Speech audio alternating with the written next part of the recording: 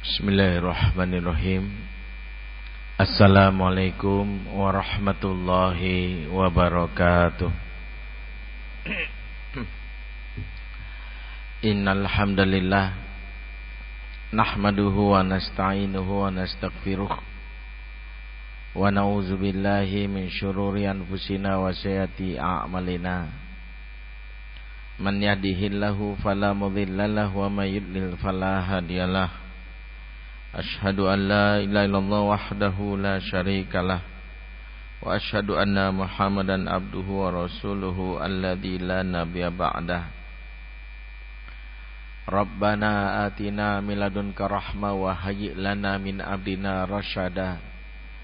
Rabbis shrah li sadri wa yassiril amri wahlul 'uqdatam min lisani yafqahu qawli wa ba'd.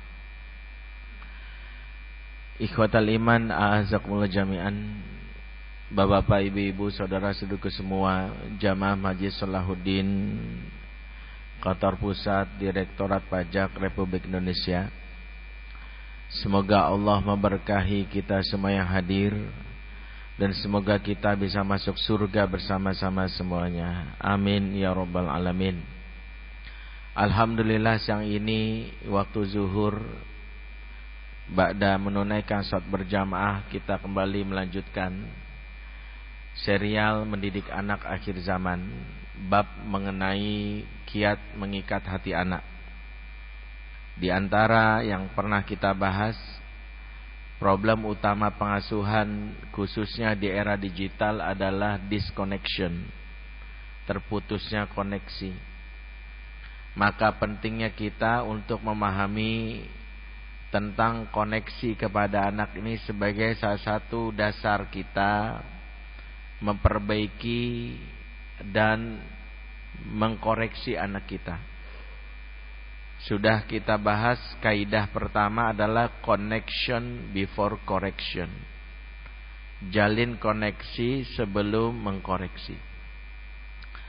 Di antara yang akan kita bahas mengenai koneksi ini, sebelumnya kita sudah bahas tentang koneksi kepada pemilik hati, alias bahwa sebelum kita berupaya mengkoneksikan kepada anak kita, ingatlah bahwa hati anak kita terhubung kepada kita disebabkan Allah yang mengikatnya. Sehingga yang mengabaikan dan melalaikan hak-hak Allah dalam urusan ini, dialah ortu yang gagal. Dia sibuk memperkaya pengetahuan parentingnya. Dia sibuk memperkaya pengetahuan psikologi anak-anaknya, memperbagus cara komunikasinya. Tapi dia sendiri malas beribadah, bahkan bermaksiat. Maka Allah menjadikan maksiatnya itu sebagai penghalang koneksi antara dirinya dengan anak-anaknya. Makanya maksiat kita ini adalah diantara perusak koneksi kepada anak. Ini sudah kita bahas di pertemuan sebelumnya. Setelah kita mengkoneksikan kepada Allah, barulah kita mengkoneksikan kepada anak kita.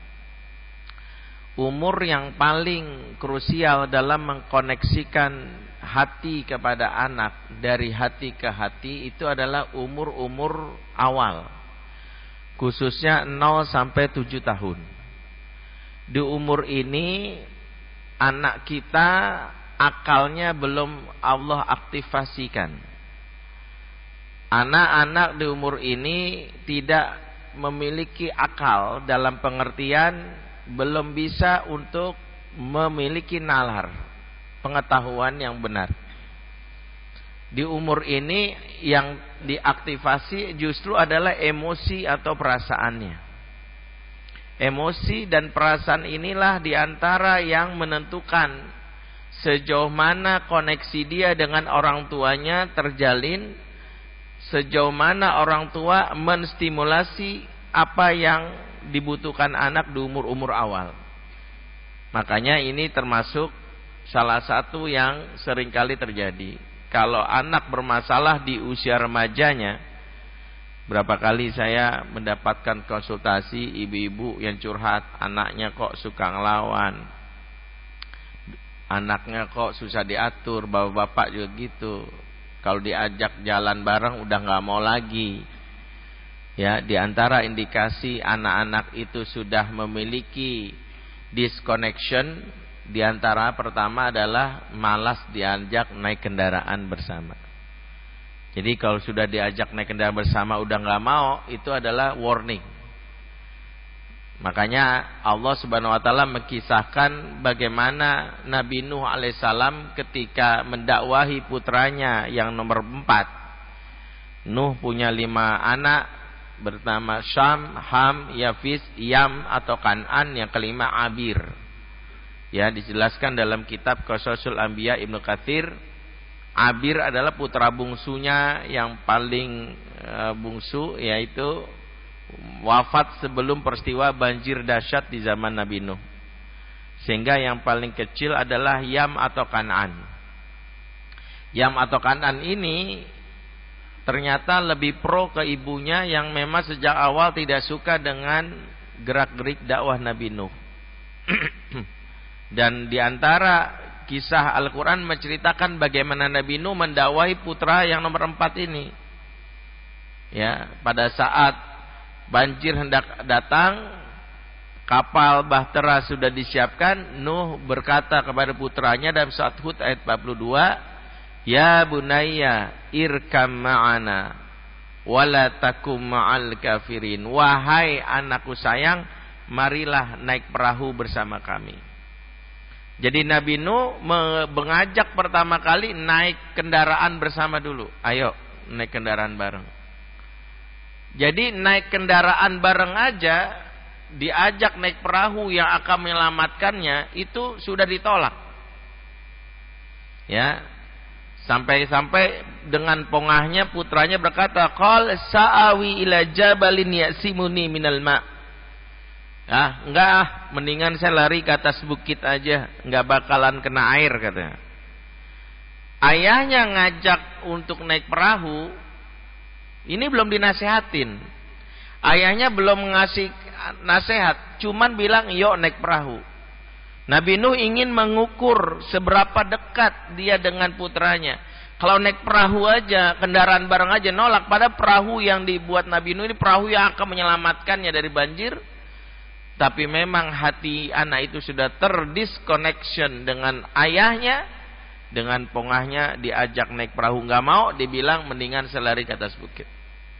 Makanya dari sinilah sebagian ulama mengatakan di antara indikasi anak itu sudah tidak lagi dekat dengan orang tuanya, sudah mulai menghindar, bahkan susah dinasehati, di antaranya adalah malas diajak naik kendaraan bareng.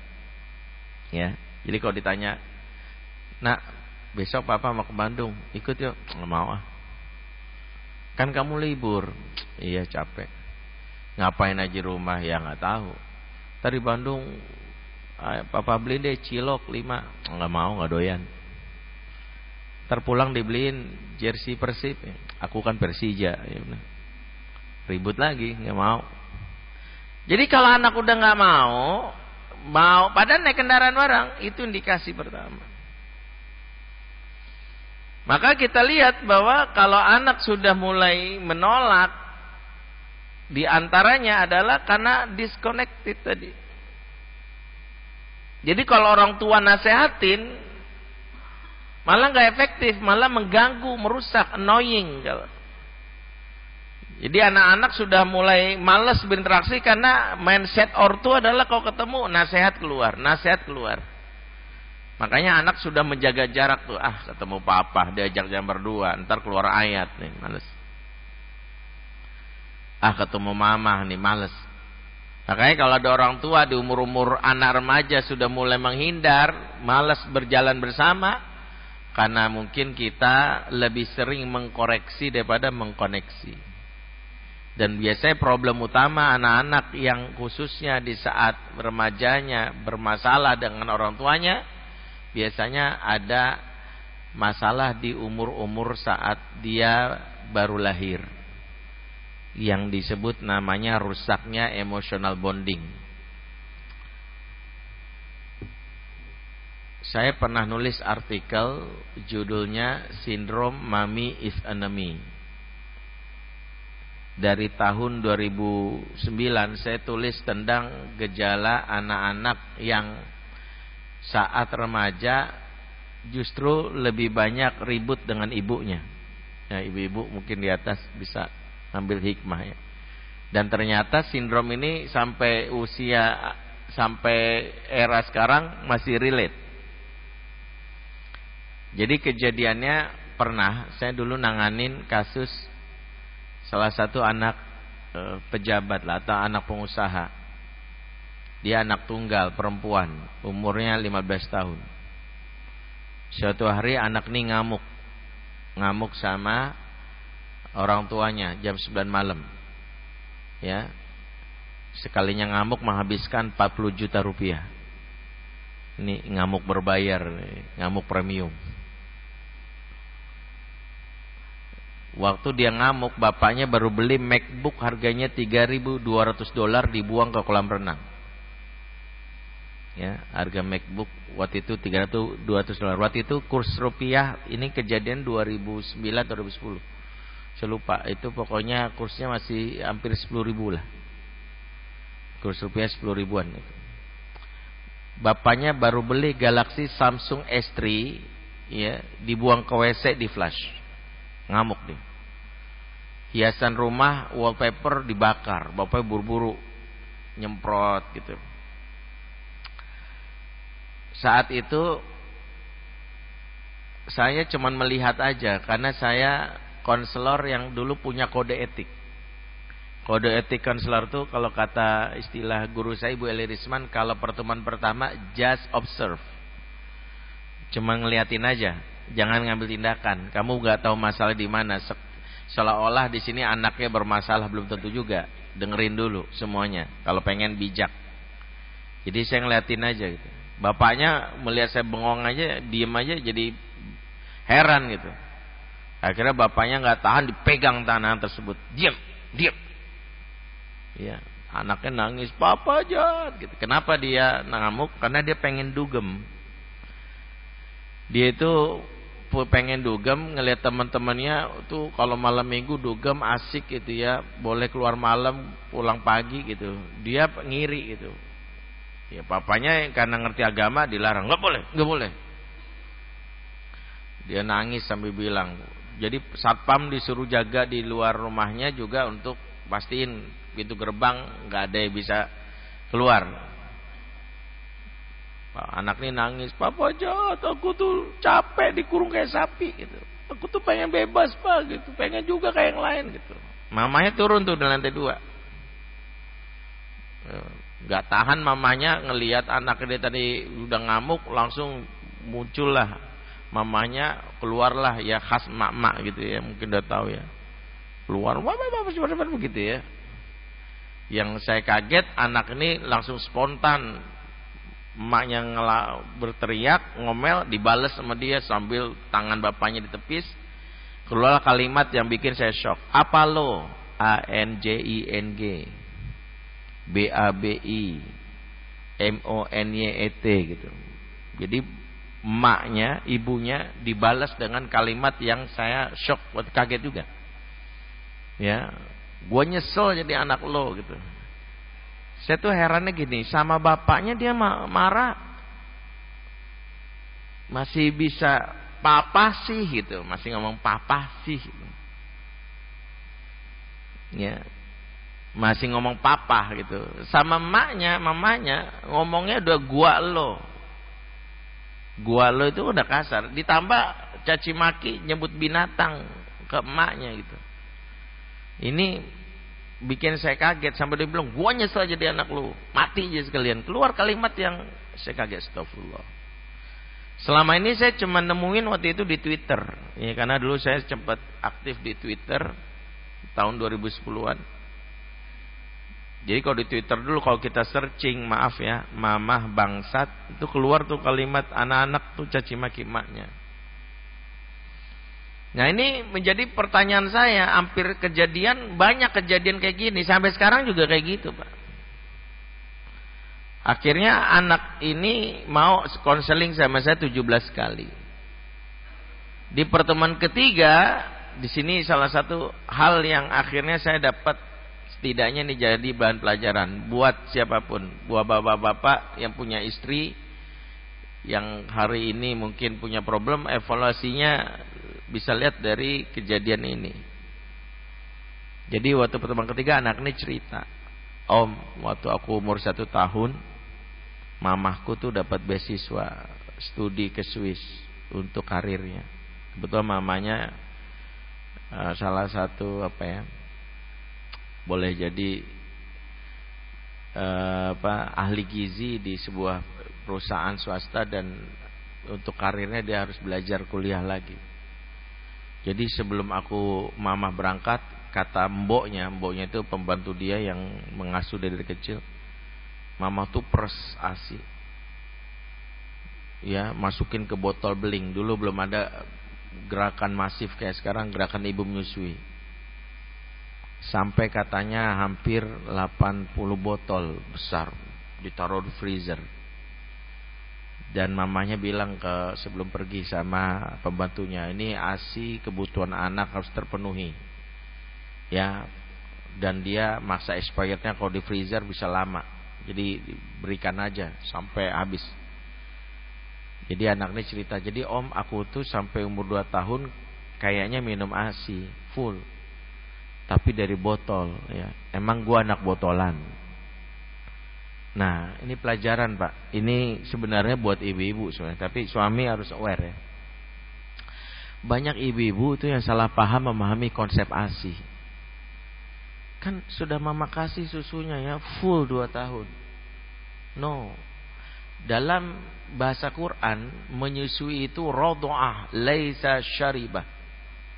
Radha'ah itu kata para ulama, tersentuhnya puting ibu di bibir anak yang masing-masing memiliki sensitivitas yang berbeda. Bibir ini area paling sensitif, bertemu dengan puting sensitif, dihisap terjadilah chemistry. Jadi yang benar menyusui itu haruslah menghisap langsung dari puting. Kalau syaribah, maaf, asinya taruh di botol, diginin set. Dan banyak ibu bilang ini asi, iya. Tapi ketika dipahami ini menyusui dengan konsep asi, dia lupa secara fisik anak itu terpenuhi kebutuhan fisiknya, tapi batinnya kering. Itulah yang membuat awal mula anak-anak sudah punya disconnection khusus kepada ibunya adalah ketika dia tidak disusui dengan cara benar. Maka Ibnu Qayyim Al-Jauziyah dalam kitab Tuhfah, di mana beliau menulis kitab ini sebagai pelajaran buat kita, Tuhfah Al-Maulud bi Ahkamil Maulud. Beliau itu mengingatkan khususnya para ibu yang ASI ya barang siapa yang ASInya berhenti sebelum anak berumur 2 tahun, ya siapa yang bayi itu tidak bisa menyusui sampai 2 tahun, mungkin karena ya ibunya bekerja tadi, atau memang ASInya kering karena stres, atau mungkin karena sebagian ulama misalnya memfatwakan kalau ibu itu hamil lagi, maka jatah ASI itu buat si janin, sehingga si kakak dimakruhkan untuk menyusui, kecuali, nah ini ada pengecualian kalau ASI ibunya dipastikan jumlahnya banyak ya. Nah ini pembahasan tentang ini, pembahasan fikihnya berbeda. Ini ada khilafiyah para ulama, tapi kita nggak bahas itu. Tapi beliau, jika ASI berhenti sebelum anak berumur 2 tahun, hak anak untuk bermain dengan puting ibunya tak boleh dilarang. Jadi bermain dengan puting itu maksudnya apa? Biarin ibunya mungkin nggak bisa nyusuin. Katakanlah istri kita Pak nggak bisa ngasih ASI, dia pakai susu formula Sufor. Ya, dia bekerja, tapi ingetin, mah sebelum berangkat kerja tempelin ke dada kamu. Dia nggak nyenen nggak apa-apa, tempelin setengah jam. Dan sebelum tidur pastikan dia dalam dekapan ibunya.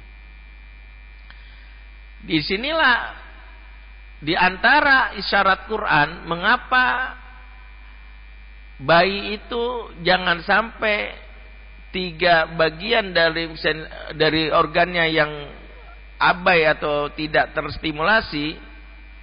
Kalau kita lupa, maka akan mempengaruhi kondisi ikatan batin dengan orang tuanya. Allah ceritakan surat An-Nahl ayat 78, surat ke-16. Di sini Allah gambarkan tentang tumbuh kembang bayi, dan setiap tumbuh kembang bayi itu membutuhkan stimulasi. Wallahu akhrajakum min butuni ummahatikum la ta'lamuna syai'a wa ja'ala lakumus sam'a wal absar wal afidah la'allakum tashkurun. Allah keluarkan kamu dari perut ibumu dalam keadaan tidak tahu apa-apa, dan Allah menjadikan pendengaran. Ya. Yang kedua penglihatan, yang ketiga afidah, jamak dari kata fuad. Kalau kita baca terjemahan Depag, itu afidah itu maknanya hati nurani. Padahal kalau kita baca beberapa mu'jam kamus, afidah itu maknanya jamak dari kata fuad. Fuad itu dari kata tafaud. Tafaud itu sesuatu yang bergolak. Yang lebih tepat makna afidah itu adalah emosi atau perasaan. Ya. Sebagaimana doanya Nabi Ibrahim ketika di dalam surat Ibrahim ayat 37 mendoakan keturunannya. Apa kata Ibrahim khusus untuk keturunannya yang ditinggalkan di Mekah? Faj'al af'idata minan nas tahwi ilaihim. Dan jadikanlah afidah manusia tertarik kepada mereka, alias suka kepada anak-anaknya. Ibrahim mendoakan agar anak-anaknya disukai. Disukai berarti menjadi anak-anak keturunan yang berakhlak mulia. Disukai oleh sesama itu modal dasar berdakwah, gitu kira-kira. Afidah di sini maknanya adalah perasaan, hati yang disebut emosi. Jadi kalau hati atau emosi manusia condong, tertarik, tertuju kepadanya. Makanya kalau kita baca beberapa tafsir atau beberapa mu'jam tentang afidah, kita akan tahu bahwa afidah itu di dalam surat An-Nahl ayat 78 itu terkait dengan perasaan atau emosi. Jadi anak-anak kita di umur-umur awal itu dia butuh pertama kali adalah pendengaran, penglihatan, dan emosinya. Disinilah pentingnya orang tua untuk memstimulasi. Ibu dan ayah harus tahu bahwa kenapa anak itu pertama kali pendengaran. Pintu pertama pendengaran apa? Itu adalah telinga. Makanya kenapa sering-seringlah bicara di umur-umur awal. Mengapa ayah yang membuka pertama kali pendengaran anak dengan suara azan? Sebab di sini isyarat bahwa ayahlah yang akan bertanggung jawab mengenalkan tauhid. Ini ayah-ayah harus tahu kenapa ayah yang harus mengazankan bayi. Hukum mengazankan bayi ya sunnah. Ya, adapun pendapat sebagian mengatakan hadisnya dhaif, itu klaim sepihak dari beberapa orang yang tidak toleran terhadap pendapat ulama yang lain. Ada yang bilang bahwa mengazankan bayi itu bid'ah katanya, karena dianggap hadisnya dhaif menurut keterangan Syekh Al-Albani. Tapi sebagian ulama ya yang lebih dulu mengkaji tentang hal ini sudah mengatakan itu sunnah. Setidaknya kalaupun kita menganggap itu dhaif, tidak terlarang kalau kita mengazankan, karena sejatinya itu kalimat thayyibah yang memang wajib didengarkan oleh anak. Ayah yang pertama kali mengazankan, makanya suara ayah itulah yang pertama kali direcord oleh anak setidaknya dalam urusan yang ketika di masa depan, urusan pendidikan, pengajaran, simbolnya adalah figur ayah. Sebab ayahlah yang pertama kali memberitahu Allahu Akbar, Allahu Akbar, Allahu Akbar, Allahu Akbar. Itu isyarat bahwa nak, kelak engkau akan menghadapi ya kehidupan, dan percayalah tidak ada masalah, di semua masalah itu kecil di hadapan Allah yang Maha Besar. Siapa yang mengenalkan itu adalah ayah. Dan ibu saat menyusui itu fase di mana ibu banyak ngomong. Kita sudah sama-sama paham antara perempuan dan laki yang lebih banyak ngomong siapa? Perempuan. Tabiat perempuan lebih banyak bicara. Di antara hikmahnya perempuan itu Allah takdirkan lebih banyak bicara agar di umur-umur awal dialah yang pertama kali menstimulan pendengaran atau telinga anak dengan apa? Dengan omongannya. Dan itulah yang harus dilakukan ibu-ibu. Sayangnya ibu-ibu zaman now, maaf nih bapak-bapak ingetin. Kadang lagi nyusuin malah pegang gadget ya. Sambil update status ya, cireng besok ready, yang mau PO himar ya, gamis warna merah marun nah, bukan yang ngomong, yang benar tuh ngomong. Ini kebalik ya, emak-emak zaman now anak udah remaja ngomongnya banyak, giliran anak masih bayi ngomongnya sedikit. Kebalik, yang benar siklusnya, kalau anak masih bayi ngomongnya banyak, 70% emaknya ngoceh. Kenapa emaknya ngoceh? Termasuk kita juga boleh. Karena di umur ini anak miskin kosakata, miskin kosarasa. Karena itulah pentingnya dikenalkan banyak kosakata. Sehingga kalau kita mau ngomong ngoceh di umur ini. Ketika dia sudah remaja, berputar, dia itu sudah banyak kosakatanya, sudah penuh isi kepalanya. Beri ruang kesempatan dia menumpahkan itu kepada orang tuanya. Sehingga kalau udah umur anak udah remaja, kebalikannya, kita sedikit bicara, banyak mendengar. Makanya Nabi ketika anak udah remaja banyak mengurangi nasihat, lebih banyak berdialog, yang disebut thinking skill, jadi coach. Sehingga kalau ada anak yang bermasalah, Nabi tidak keluar ayat, lebih banyak ngajak diskusi. Ya Rasulullah, dalam sebuah riwayat, bolehkah aku berzina? Nah Nabi pengen ada dialog, bukan keluar ayat didengerin, tapi tanya balik, kalau ibu kamu dizinahi gimana? Kalau jadi orang ini dia latih berfikirnya. Nah di umur-umur ketika anak udah remaja, jadilah coach, banyak dengerin. Menurut kakak itu baik. Iyalah bun, soalnya kan sekarang udah zaman canggih bu, jadi kalau kita punya handphone, punya gadget, jadi kita tuh bisa berinteraksi dengan banyak hal gitu. Jadi dengerin aja. Oh gitu ya. Terus kalau udah berinteraksi dengan banyak hal, manfaatnya apa? Ya, saya awal-awal ketika anak saya itu bercerita dia pengen minta izin punya handphone, saya tanya dulu, menurut kamu manfaatnya apa? Biarkan dia bicara. Ketika dia ngomong bla bla bla bla, oke. Terus setelah itu gimana? Biarin. Itu kalau remaja. Ya. Kalau kita kebalik, remaja justru kamu ya apa bilang belum, enggak pas. Malah banyak kita ngegas. Padahal kan pernah saya sampaikan, kenapa anak disebut remaja? Karena ini masa ortu dilarang ngegas, rem aja, ya, rem aja gitu. Jadi remaja itu rem aja, Pak. Jadi jangan banyak ngegas. Ini kebalik, anak remaja, papa udah bilang berkali-kali sama kamu tuh saya bilangin, bla bla bla, salah. Di umur itu rem aja, jangan gas. Nah, kalau di umur-umur awal baru banyak ngomong, ngoceh.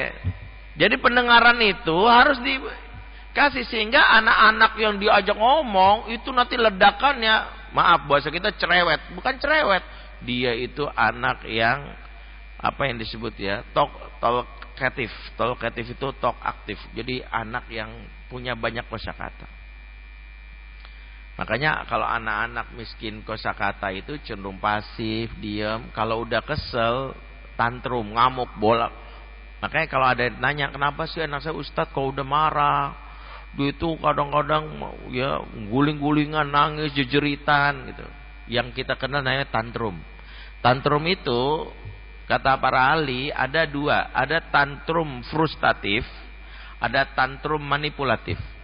Tantrum frustratif adalah anak-anak yang tidak punya kosakata untuk mewakili perasaannya, sehingga yang dia lakukan adalah nangis, teriak, guling-gulingan. Frustasi dia. Mama nggak ngerti perasaan aku, papa nggak ngerti, jadi dia guling-guling, wah gitu. Makanya mengantisipasi anak tantrum frustratif, banyak dialog, kenalin perasaannya. Adik kecewa ya, adik nggak suka ya kalau papa telat pulangnya ya, adik nggak suka ya kalau papa ingkar janji ya, papa benar nggak bisa, papa boleh minta maaf gitu. Banyakin tuh. Jadi dia bilang, iya aku kesel. Nah ketika dia udah tahu perasaan kesel, itu membantu dia untuk lebih tenang. Jadi sebagian besar anak tantrum disebut frustratif. Nah ada juga tantrum manipulatif. Kalau tantrum manipulatif itu salah treatment sehingga dia memanipulasi. Misalnya kalau anak nangis, biasanya orang tua gimana caranya? Ya deh, papa beliin mobil, papa beliin ini. Ya kalau papa beliin mobil itu Raffi Ahmad doang ya, kita enggak. Ya papa beliin es krim. Ya anak-anak langsung berpikir. Nah ini salah treatment. Anak kalau lagi tantrum nggak boleh dibujuk. Dia jadi belajar pola. Oh ternyata kalau aku nangis dibeliin. Oh kalau aku teriak-teriak akhirnya papa luluh juga. Dia belajar tuh. Ini nggak boleh makanya. Akhirnya besok-besok dia minta sesuatu nangis. Ya dia beliin. Hati-hati. Bertambah dia remaja, dia ngendalin orang tuanya dengan cara gitu. Saya dulu pernah nanganin klien yang minta sesuatu ke bapaknya, kalau nggak dipenuhi dia ngancamnya jedotin kepalanya ke tembok. Serius pak. Ini gara-gara bapaknya waktu kecilnya nggak tegaan, anak nangis ya beliin gitu. Karena dianggap daripada nangis Ustaz, padahal biasa aja. Tantrum itu nanti dilewati ketika kita konsisten. Terus gimana Ustaz? Kok tantrum biasa aja, ya udah nangis, nggak apa-apa. Kalau udah tenang mau ngobrol. Ya, saya pernah ya, anak saya coba-coba tantrum manipulatif. Jadi dia nangis karena kan saya keluar ada acara, istri saya juga lagi ada acara. Dia tinggal sama neneknya. Waktu itu dia pengen makan mie instan yang di keluarga kami sudah disepakati mie instan itu ada waktu-waktunya gitu. Dia nangis, nenek batu nangis, tiba-tiba dia muntah. Neneknya nggak tega kan, dibuatin sama nenek dibuatin. Ya saya bilang, ya saya sih biarin aja, mak saya kan sayang mau cucu gitu. Pas saya pulang dia besok gitu, Abi mau beli mie. Kemarin kan udah ya. Udah maunya mie, ya sudah maunya mie, langsung tiba-tiba dia pakai trik yang kepada neneknya, gitu. Dia pikir bisa ini saya bilang saya senyum aja, ya muntah, ya muntah, ya. Dia senang tuh, ya dari, ya udah Abi ke belakang, sambil plastik ya udah muntah di sini. Ya udah mau muntah kan, muntah di sini, nggak jadi. Ingat, anak itu pembaca pola terbaik. Salah treatment jadikan memori dia. Oh, makanya nanti ada orang tua yang udah gede dikendali sama anaknya. Dengan apa? Air mata, tangisan, guling-gulingan. Karena dia tahu orang tuanya nggak tega. Kenapa itu? Tadi karena salah satunya kita lupa pada saat tantrum. Ya, tantrum itu hal yang normal ya. Jangan sampai jadi kebiasaan ketika gede. Nah kembali. Di umur awal banyak ngomong.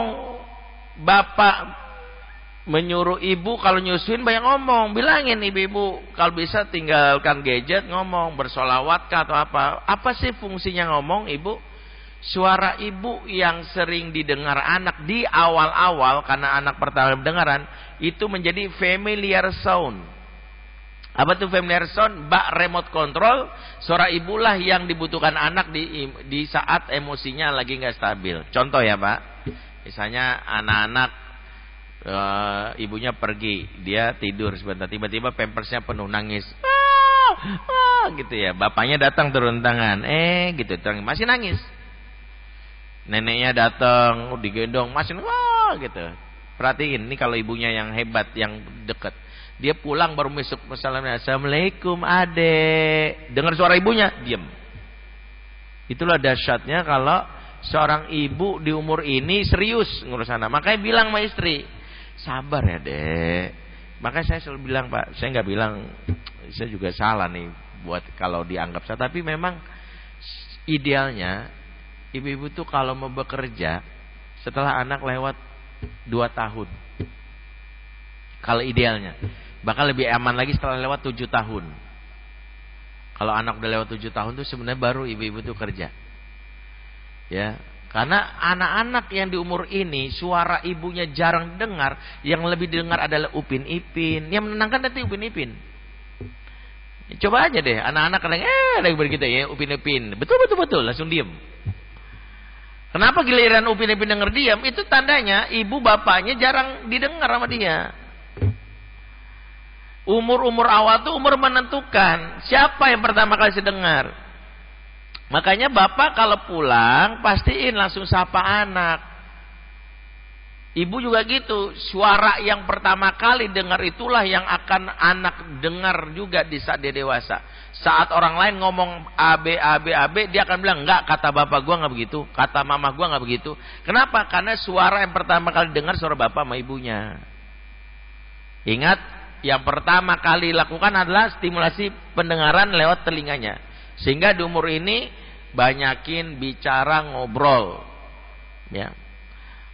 Ngobrol apa aja Ustaz? Apa aja. Anak tidak memahami, tapi kata-kata kita itu akan disimpan di dalam alam bawah sadar dia, yang suatu saat akalnya aktif dia akan diolah.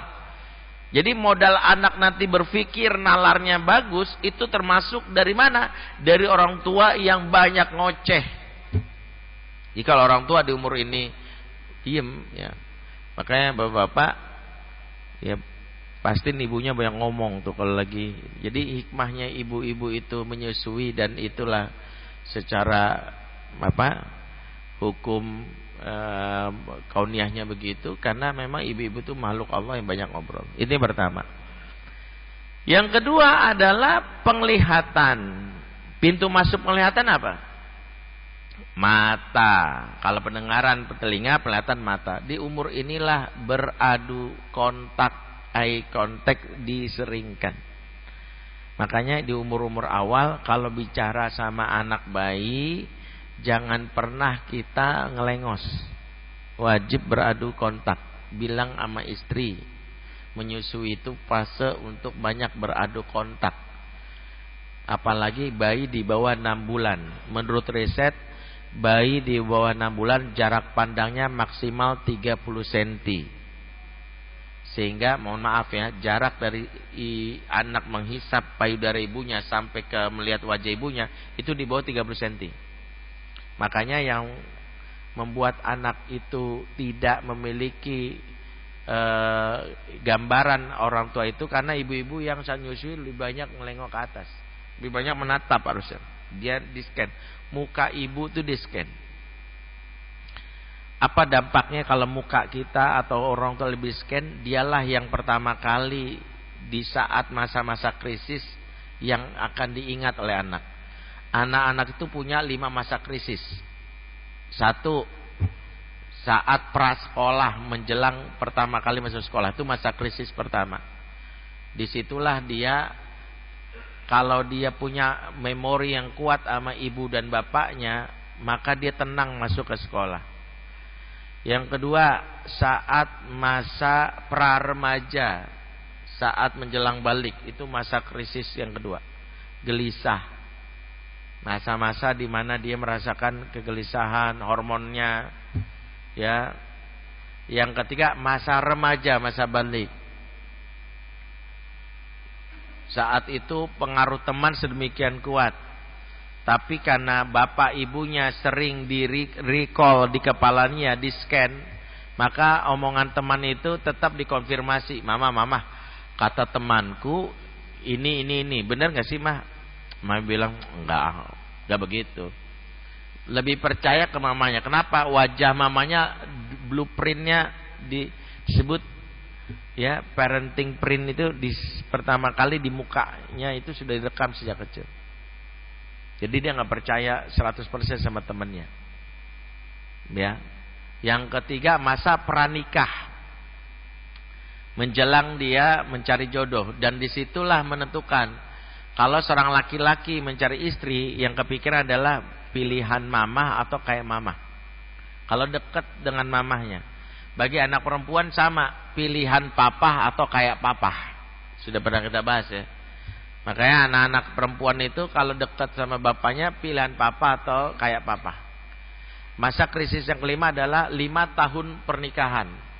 Di saat mungkin mendapatkan pasangan kok gini, maka yang menenangkan dia adalah dia punya teman untuk berbagi. Kemana? Ke orang tuanya.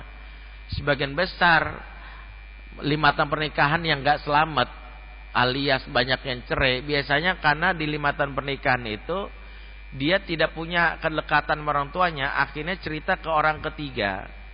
Orang ketiga ini banyak macam-macam. Satu bisa ke teman bestinya, dan biasanya besti yang sebagian besti ada yang ngambil jalan pintas. Mohon maaf ya, kadang-kadang ada yang curhat dikit, suami gue kok gini banget. Apa kata bestinya? Lagian suami kayak gitu pertahanin, cerai aja. Nah ini banyak nih besti kayak gini, ngaco kayak gini banyak nih. Akhirnya dia lebih percaya kata temannya, lu kan cantik, cakep, kok gue saranin cerai aja, cerai yang lain gitu.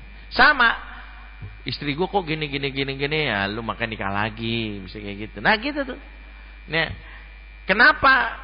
Itulah yang kalau dia tanya ke orang tuanya beda. Biasa, mama juga dulu gitu sama papa. Gitu. Jadi masa krisis di saat nikah itu penolongnya itu ditentukan dari kelekatan di umur 0 sampai 2 tahun. Makanya kalau bapaknya, ibunya nggak pernah direkam wajahnya, itu jadi problem. Makanya kalau ibu memanfaatkan momen dengan saat menyusui, bapak juga saat di rumah biasakan membuka kesempatan anak berinteraksi. Saat istri sudah lelah, gendong. Dan Rasul mencontohkan kalau gendong bayi, usahakan biasain beradu muka dengan muka, face to face. Ya jadi kalau sama bayi itu biasanya gini. Ya. Jadi kalau gendong bayi itu begini. Ya biasanya beradu muka begini. Bahkan Nabi disebutkan dalam riwayat kalau berinteraksi dengan cucunya Husain, Nabi nggak sungkan gini gitu. Menjulurkan lidah. Dan itu yang Nabi lakukan. Bahkan Nabi ada sebuah riwayat Nabi mengadu hidungnya dengan hidung cucunya Umamah gitu. Gitu. Dan itu membuat wajah Nabi di-scan.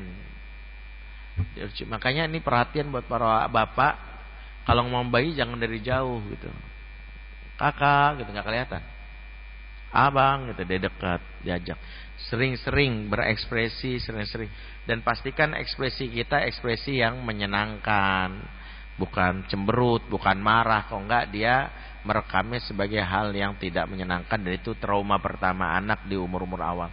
Jadi trauma pertama anak itu dimulai dari 1 desibel suara yang tinggi, kamu, nah itu. Yang kedua adalah ekspresi yang tidak disukai, mata melotot. Ingat ya, anak kecil itu tidak punya nalar untuk bedain prank sama enggak prank. Makanya yang jahat itu adalah anak kecil di prank. Lucu enggak, itu jahat Pak. Jadi kalau ada paman kita atau saudara kita mengganggu kita wajib tegur. Enggak. Lucu lagi buat konten, kagak lucu. Jahat loh sama anak kecil itu. Anak kecil itu enggak ngerti tentang prank karena dia nalarnya belum ada. Dia tahu adalah dia dikerjain menyebalkan. Dia nggak suka orang ini, dia nggak suka. Jadi jangan orang tua tuh demi konten ikut-ikutan. Itu kadang-kadang saya gemes juga tuh, jahat yang kayak gitu. Jadi jangan dikagetin, jangan dibikin takut. Nanti papanya pura-pura serem gitu, nanti babes itu lucu. Enggak, bukan begitu caranya. Nabi nggak mengajarkan gitu. Ya. Baik, jadi ingat, umur-umur itu umur yang ketiga adalah perasaan. Pintu gerbang perasaan apa? Kependengaran, telinga, penglihatan, mata. Keperasaan? Hah? Pintu gerbangnya, sensorinya kulit. Summa talinu juluduhum wa qulubuhum la dzikrillah. Surat Az-Zumar 23. Kemudian tenanglah kulit dan perasaan mereka dalam rangka mengingat Allah. Kulit itu pintu gerbang perasaan, kata para ulama. Makanya surah Az-Zumar menyebutkan gitu, kulit dulu. Sehingga perasaan itu pintu gerbangnya kulit. Kalau ingin anak itu dalam hal ini merasa nyaman, biasanya sering disentuh kulitnya. Disentuh kulitnya, diusap. Makanya kalau kita punya bayi, sering-sering usap bagian sensori yang sangat disukai itu adalah punggung. Karena itu yang paling menghubungkan kepada rasa nyaman punggung. Makanya kalau anak-anak dulu apa disebutnya diusel-usel ya, apa? Diusap-usap, itu seneng tuh. Kalau kita pengen anak kita nyaman, dan itu bukan hanya anak-anak ya, coba ya kucing ini gitu diusel-usel. Karena memang bagian punggung itu terhubung dengan otak limbik yang memberi rasa tenang.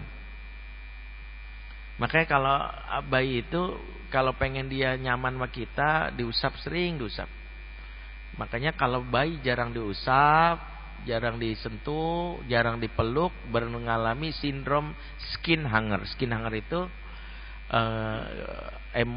orang-orang yang punya problem dalam pengelolaan emosi di saat remaja.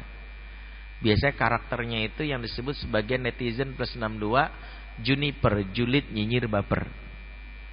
Jadi kalau pernah ketemu ada karakter orang kayak gini, itu dia dulu gak pernah dipeluk sama bapak ibunya.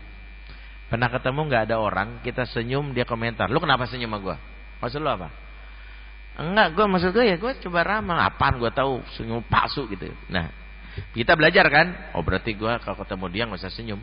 Kita besok lewat dia, kita nggak senyum, dikomentar sama dia, tuh orang sombong banget, mentang-mentang tuh. Kita senyum salah, nggak senyum salah. Orang kayak gini problemnya di diri dia, biasanya nggak pernah dipeluk. Makanya kalau kita punya pasangan yang bawaannya netting, negative thinking, perasaan kita udah baik, dikomentarin salah, itu isu pertama jarang dipeluk itu. Maka kenapa kalau istri sudah mulai netting, sudah mulai, aku tuh tahu nih gitu, udah mulai curiga sama kita, itu cuma satu, dia butuh dipeluk aja. Jadi itulah kenapa pelukan, sentuhan, itu adalah salah satu yang sebenarnya menjadi kebutuhan anak. Nah, perhatikan karena waktu kita terbatas, maka orang tua yang mampu membangun bonding, orang tua yang di umur-umur awal menstimulan 3 hal itu, dia memaksimalkan waktu untuk banyak bicara sama bayinya, banyak berinteraksi muka, eye contact perlu. Yang ketiga, dia banyak bersentuhan kulit. Makanya di sini orang khususnya ayah yang memiliki disconnection sama anaknya, biasanya ayah yang saat ibunya menyusui, ayah menjaga jarak sampai nggak pernah gendong anak. Ingat Pak, nggak pernah gendong anak itu aib kelaki-lakiannya. Jadi jangan dianggap wah gendong anak justru salah. Yang nggak pernah gendong anak tuh aib. Kenapa? Karena anak di umur-umur ini butuh figur ayah, butuh sentuhan, interaksi. Tangan ayah itu ya kalau bisa dirasa di bagian kulitnya dia. Ya, seperti itu. Kalau perlu gantian. Jadi anak itu selain kita menyentuhnya, biarkan dia menyentuh muka kita, bagian jenggotnya. Sebagai cara dia melakukan diferensiasi, inilah ayah. Ya, bahkan jenggot ayah itu bisa jadi salah satu yang memberikan rasa nyaman buat dia juga. Seperti itu ya. Tapi waktu membatasi.